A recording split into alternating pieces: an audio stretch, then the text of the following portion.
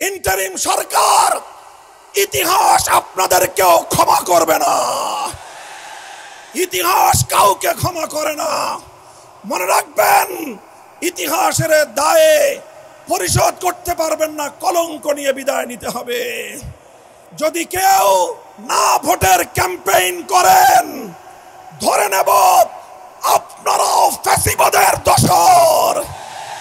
সেই ফ্যাসিবাদ বাংলার সীমান্ত থেকে বিতাড়িত করা হয়েছে।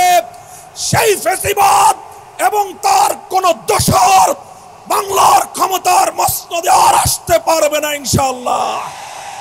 বিদেশি প্রভুদের এজেন্ডা বাস্তবায়ন যারা করার জন্য আমার বাংলার স্বাধীন জনপদকে যারা ব্যবহার করেছে, আজও যারা স্বপ্ন দেখছে বিদেশি প্রভুদেরকে খুশি করে আবার ক্ষমতার মসনদে আসবে, দলীয় সংকীর্ণতার ঊর্ধ্বে উঠে দেশ এবং জাতিকে ভালোবাসতে চাই আমরা, আমাদেরকে বিরোধী পক্ষে ঠেলে দিয়ে আমাদের সঙ্গে যদি কেউ বিরোধ তৈরি করতে আসেন, আমাদের শান্তিপ্রিয় চলার পথে যদি কেউ প্রতিবন্ধকতা তৈরি করতে আসেন, রাজপথে মোকাবেলা করব আমরা ইনশাআল্লাহ।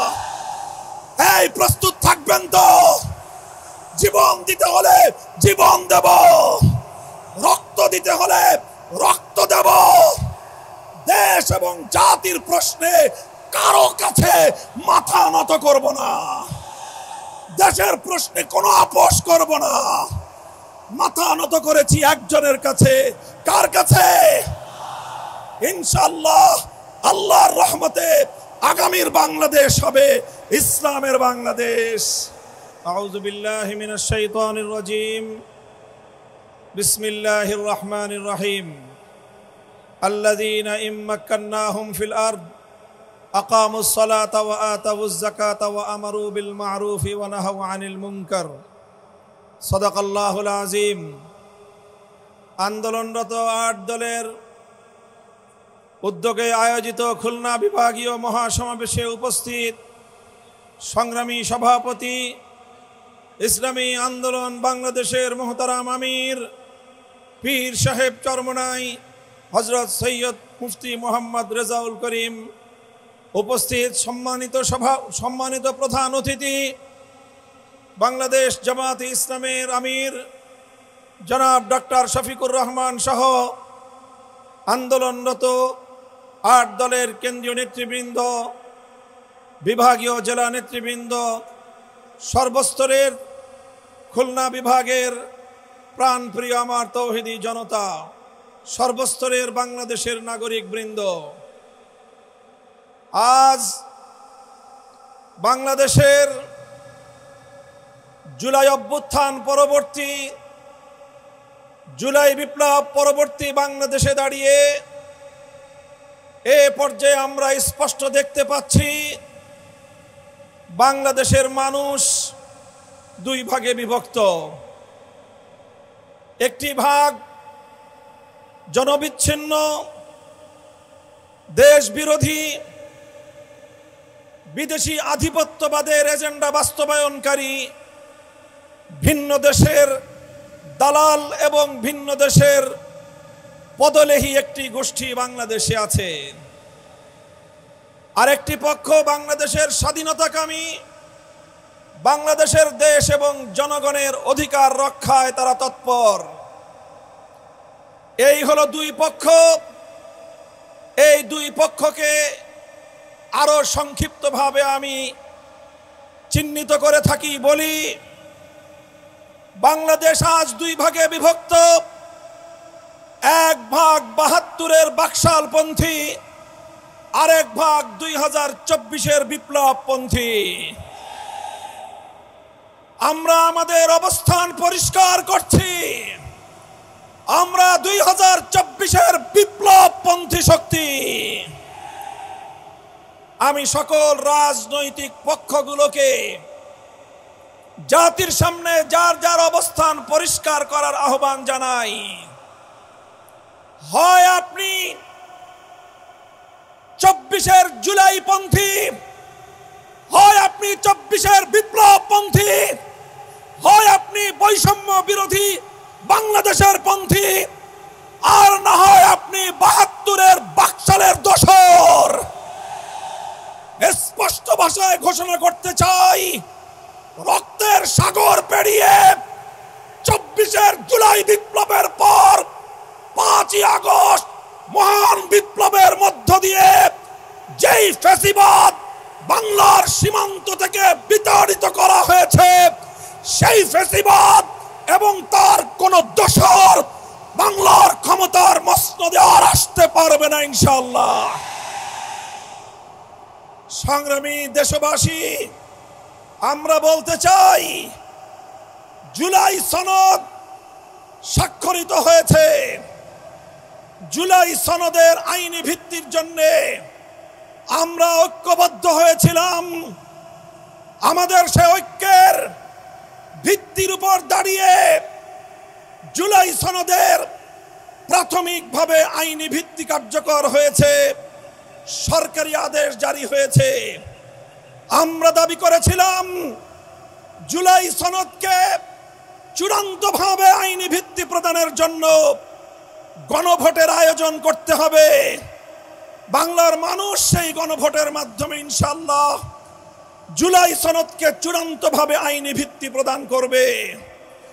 আমরা বলেছিলাম বাংলাদেশের ইতিহাসের এই তাৎপর্যপূর্ণ গণভোট সংসদ নির্বাচনের সঙ্গে, প্রতীকের নির্বাচনের সঙ্গে একসাথে তালগোল পাকিয়ে এই গণভোটের মাহাত্ম্য নষ্ট করবেন না। আমরা বলেছিলাম এই জুলাই সনদের গণভোটকে আগামীর বাংলাদেশের মাইল ফলক হিসেবে প্রতিষ্ঠা করার জন্য আলাদাভাবে স্বতন্ত্রভাবে জাতীয় নির্বাচনের আগে গণভোটের আয়োজন করা হোক। কিন্তু আমরা দেখছি যারা জুলাই সনদের, যারা জুলাই বিপ্লবকে আন্তরিকভাবে গ্রহণ করতে পারে নাই, যারা জুলাই বিপ্লবের বৈষম্য বিরোধী চেতনাকে ধারণ করতে পারে নাই, যারা জুলাই বিপ্লবের ফ্যাসিবাদ বিরোধী সংগ্রামকে ভালোভাবে গ্রহণ করতে পারে নাই, ষড়যন্ত্র করে পর্দার পেছন থেকে কলকাঠি নাড়িয়ে জুলাই সনদের গণভোটকে একই দিনে বাস্তবায়ন করার জন্য বর্তমান সরকারকে তারা বিভ্রান্ত করেছে, পথভ্রষ্ট করেছে। দেশের স্বার্থে, জনতার স্বার্থে, শান্তির স্বার্থে, ঐক্যের স্বার্থে আমরা গণভোটের আয়োজন, হয়তো জুলাই সনদের আয়োজনকে এখন আমরা বলছি স্বতন্ত্র নির্বাচনের মাধ্যমে আলাদা দিন গণভোটের আয়োজনের মধ্য দিয়ে জুলাই সনদ কার্যকর করার এই ঐতিহাসিক পদক্ষেপকে যেন বর্তমান সরকার তার প্রাপ্য সঠিক মর্যাদা দান করে। বলতে চাই, যদি এটা করতে ব্যর্থ হন, ইন্টারিম সরকার ইতিহাস আপনাদেরকেও ক্ষমা করবে না। ইতিহাস কাউকে ক্ষমা করে না। মনে রাখবেন, ইতিহাসের দায়ে পরিশোধ করতে পারবেন না, কলঙ্ক নিয়ে বিদায় নিতে হবে। পরিষ্কার বলি, আমরা ইনশাআল্লাহ যেই ফ্যাসিবাদ রক্ত দিয়ে বাংলাদেশ থেকে বিদায় করা হয়েছে, বিদেশি প্রভুদের এজেন্ডা বাস্তবায়ন যারা করার জন্য আমার বাংলার স্বাধীন জনপদকে যারা ব্যবহার করেছে, আজও যারা স্বপ্ন দেখছে বিদেশি প্রভুদেরকে খুশি করে আবার ক্ষমতার মসনদে আসবে, তাদেরকে বলতে চাই, বাংলাদেশের মানুষ আজ ঐক্যবদ্ধ। বাংলার মানুষ আজ রাজপথে অবস্থান নিয়েছে। আমরা রাজপথে নেমেছি জুলাই সনদ বাস্তবায়নের গণভোটে হা বাক্সকে বিজয়ী করার মধ্য দিয়ে আগামীর বৈষম্যহীন ফ্যাসিবাদ মুক্ত বাংলার ভিত আমরা তৈরি করব ইনশাআল্লাহ। আপনারা সকলে ঘরে ঘরে দাওয়াত পৌঁছে দিবেন। দলীয় প্রতীকে নির্বাচনের পাশাপাশি, দলীয় প্রতীকে ভোট দেওয়ার পাশাপাশি গণভোটে হা বাক্সে ভোট দিতে হবে। যদি কেউ এই গণভোটে না ভোটের ক্যাম্পেইন করেন, ধরে নেব আপনারাও ফ্যাসিবাদের দোসর। ইনশাআল্লাহ আমরা রাজপথে আছি। লেভেল প্লেইং ফিল্ড যদি তৈরি করতে ব্যর্থ হয় সরকার, নির্বাচন নিয়ে কোনো অনিশ্চয়তা দেখা দিলে সরকারকেই তার দায় গ্রহণ করতে হবে। সংগ্রামী সাথী ও বন্ধুগণ, এভাবে রাজপথে যে মহান ঐক্য গড়ে উঠেছে, সে ঐক্যে ৮ দল মোহনায় মিলিত হয়েছে। ইনশাআল্লাহ জুলাইপন্থী প্রতিটি রাজনৈতিক পক্ষকে দেশকে ভালোবাসতে হলে, আগামী দিনে জুলাই বিপ্লবের চেতনা বাস্তবায়ন করতে হলে ৮ দলের এই মোহনায় মিলিত হওয়া ছাড়া বিকল্প কোনো পথ নাই।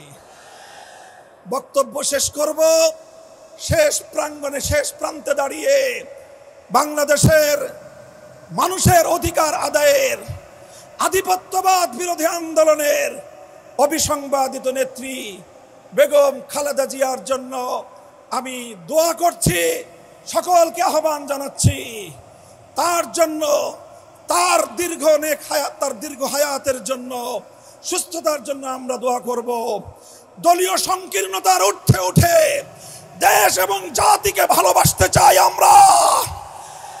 আমাদেরকে বিরোধী পক্ষে ঠেলে দিয়ে আমাদের সঙ্গে যদি কেউ বিরোধ তৈরি করতে আসেন, আমাদের শান্তিপ্রিয় চলার পথে যদি কেউ প্রতিবন্ধকতা তৈরি করতে আসেন, রাজপথে মোকাবেলা করব আমরা ইনশাআল্লাহ। এই প্রস্তুত থাকবেন তো? জীবন দিতে হলে জীবন দেব, রক্ত দিতে হলে রক্ত দেব।